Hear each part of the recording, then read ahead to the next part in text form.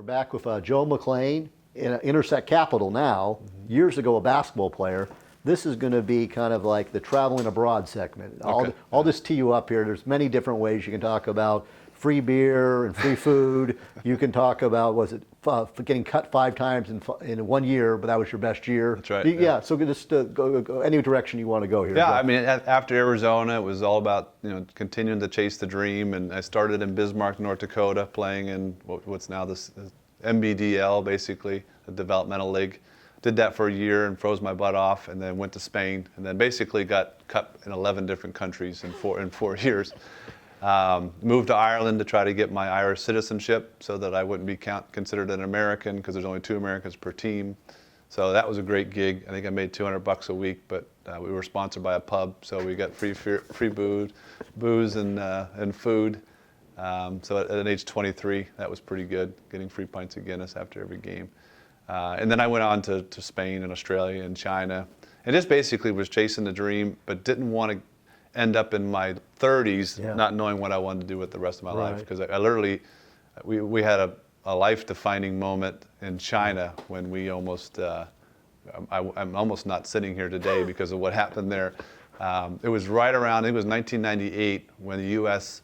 had just bombed the Chinese embassy by mistake in Yugoslavia or somewhere. And so when we got off the bus to play the Shanghai Dragons, the Marines came and said the 2 Americans should probably go and kind of hang out at the embassy for a while, because you're on television that's on high alert for all Americans.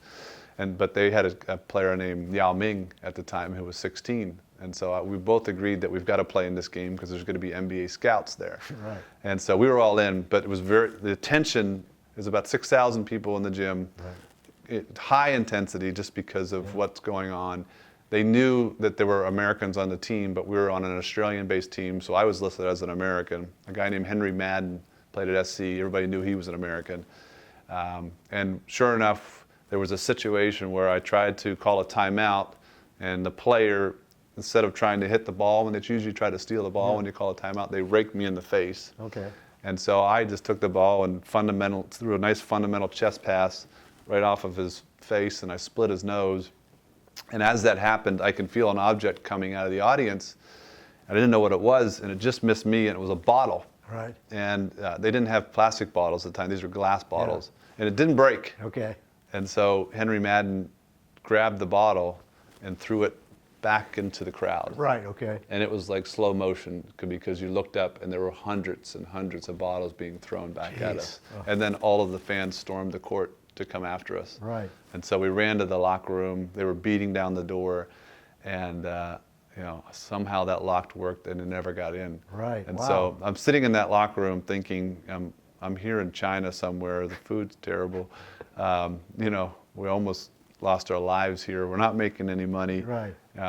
Been cut a lot of different times. What do I need to do now? Right. And so I actually forced me to start studying for the GMATs, because I knew someday I was going to go back to grad school. Right. So there's just so many of those experiences that were going on. And then, like I said, the best year I had was the year I got cut 5 times. And it started off being in Spain at the beginning of the year, and I'm trying to score as many points as I possibly could for the team. Even though I was scoring points, we were still losing. So the owner of the team wanted to win, didn't care that I was scoring, and basically said, we're going to go in a different direction. So I left. You never go home. You just find another team. So I went to Australia, got there, and they actually ran out of money the first week. So no other reason, they just didn't have any money, so I got cut there.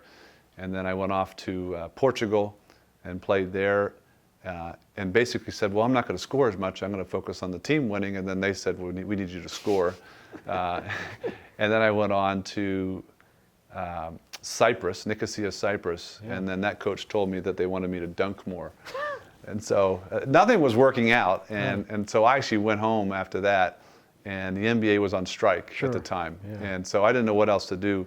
But I decided to call the scout for the Sacramento Kings. Right. And I said, you have a draft coming up in two months. And they had the 7th pick in the draft at the time. And so I said, what are you doing to work out all these guys to figure out who you're going to play because you have no players. Right. And so Scotty Sterling, he's still around. He was the scout, longtime scout for the Kings. Invented fantasy football. Huh? I think he invented Did fantasy. he? Yeah, yeah. Yeah, he's a great guy. Yeah. And so I said, who's going to work out these guys? And he said, we don't have anybody. He said, I'm 60 plus years old. I can't do it. And so I said, what if I just drove up there every day? I'll bring my lunch. Don't pay me. I'll just play defense on all these guys. Yeah. And he said, if you're willing to come up and do that, come on up. And so long story longer, it was 22 days in a row where I just played defense on guys. But what I got to do was play defense, listen to all the stuff they were saying about the players. Right. And then at night, I'd go do all the drills that they had them do. Wow. And so on the 23rd day, I walked in, and Eddie Jordan was the head coach. And I looked around, and there was no other players. And he said, today we're working you out. Today's your day. Nice. And so at the end of that workout, they said, when the strike's over, we're bringing you into veterans camp. And then the strike was over. Ended up making it through veterans camp, opening day roster. Right. And then the next day after I was on the opening day roster, I got cut for Oliver Miller. Wow. Was he Arkansas? He was Arkansas. Yeah. He didn't play. He didn't play in that game that he was beat us older. in Arizona. That's right. Yeah. No, he was the older one. He played with Todd Day and that's right. the other guy. I can't think of his name, but they had good teams in the early '90s. Yeah. But to me, to this day, I felt like that was my best year. I got cut 5 times, but I went from being cut, in Spain and Portugal and Cyprus and Australia to being cut by an NBA team. Yeah. So it was wow. a great experience. And is that when you decided to go to grad school, or? It is. Yeah. At that point, I physically wasn't. I don't. It's astonishing how players are able to play 100+ games a year now and still physically do it. And my body would never cooperate with me. So I had already been studying, and so I took the tests.